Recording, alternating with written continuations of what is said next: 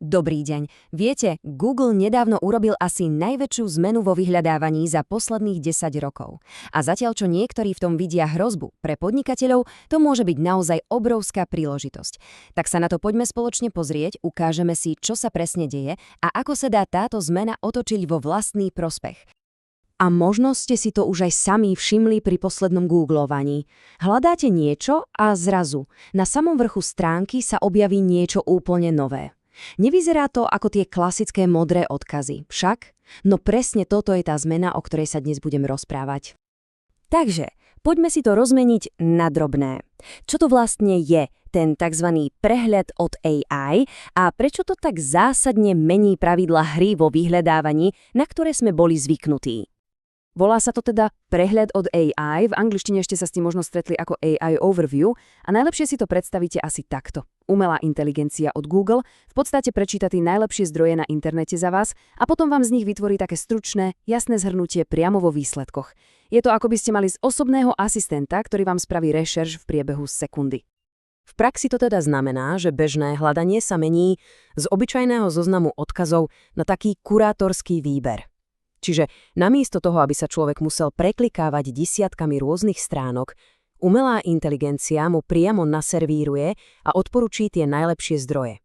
No povedzte, nie je to obrovská úspora času pre každého, kto niečo hľadá? Dobre, toľko k tomu, čo to je.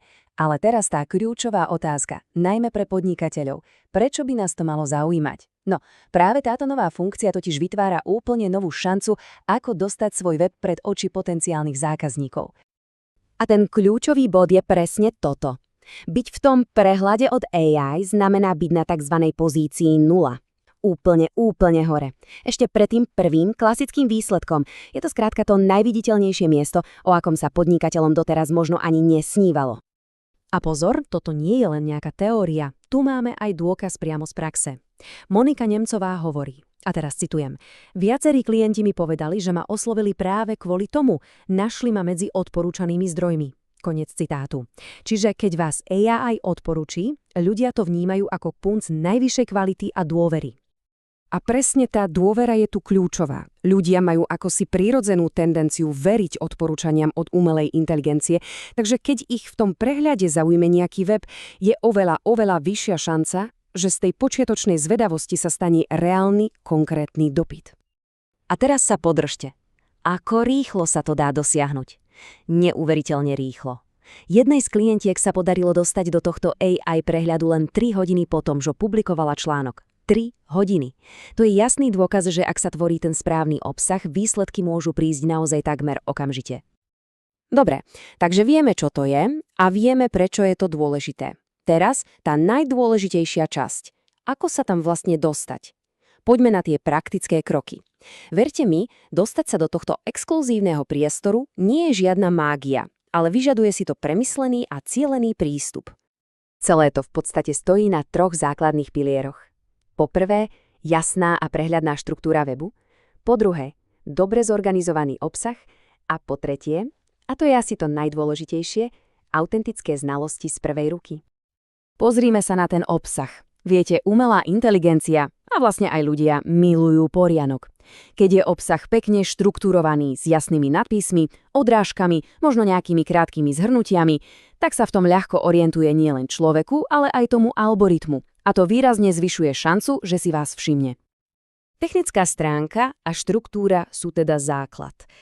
Ale existuje jeden faktor, ktorý Google a jeho AI hodnotia nadovšetko ostatné. Je to taký ten tajný recept. A tým je sila autentického obsahu. Prečo? No, predstavte si to. Internet je dnes zaplavený všeobecným obsahom, ktorý v podstate len opakuje to isté dookola. A umelá inteligencia je navrhnutá presne na to, aby tento informačný šum odfiltrovala. Ona v tom hluku hľadá jasný signál a tým signálom je skutočná, originálna expertíza. A táto tabuľka to ukazuje úplne perfektne. Na jednej strane máme ten všeobecný generický obsah. Čo to je? No je to v podstate len prepis iných článkov. Je to vágne, bez vlastného názoru, ľahko nahraditeľné. Na druhej strane stojí autentický obsah. Ten je založený na reálnych skúsenostiach, Ponúka špecifické príklady, prípadové štúdie. Je písaný vlastným štýlom, vlastným hlasom.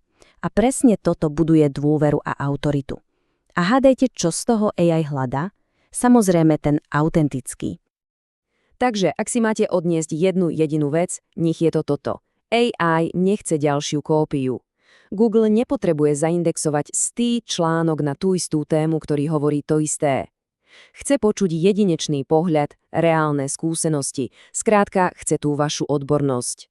Fajn, takže ako začať aplikovať všetky tieto princípy, a to možno už aj dnes, aby si umelá inteligencia všimla aj vaše podnikanie? V skutočnosti celé to zobrazenie v týchto nových výsledkoch začína pri dvoch absolútne kľúčových prvkoch. Poďme sa na ne pozrieť. Takže v prvom rade je to kvalitný a funkčný web, taký, ktorý je technicky pripravený na to, aby ho AI mohla bez problémov prehľadávať. A po druhé sú to vedomosti. Vedomosti o tom, ako tvoriť presne tie autentické články, ktoré AI potom tak rada odporúča.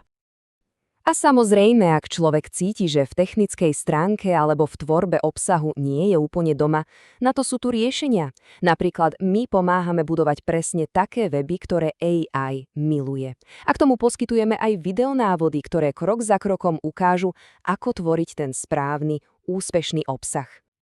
Takže ak cítite, že je čas posunúť vaše podnikanie na novú úroveň a chceli by ste sa o tom nezáväzne poradiť, stačí si rezervovať bezplatnú konzultáciu. Spoločne prebereme, ako presne môžeme pomôcť vášmu podnikaniu rásť. Aby sme to teda zhrnuli, AI prehľady od Google sú tu a menia pravidlá hry. Kľúčom k úspechu je autentický, dobre štrukturovaný obsah, ktorý zdieľa jedinečnú odbornosť. A preto na záver ostáva už len jedna otázka. Je váš web, je vaše podnikanie pripravené na budúcnosť vyhľadávania? Odpoveď na túto otázku totiž môže rozhodnúť o vašom úspechu v najbližších rokoch. Ďakujem za pozornosť.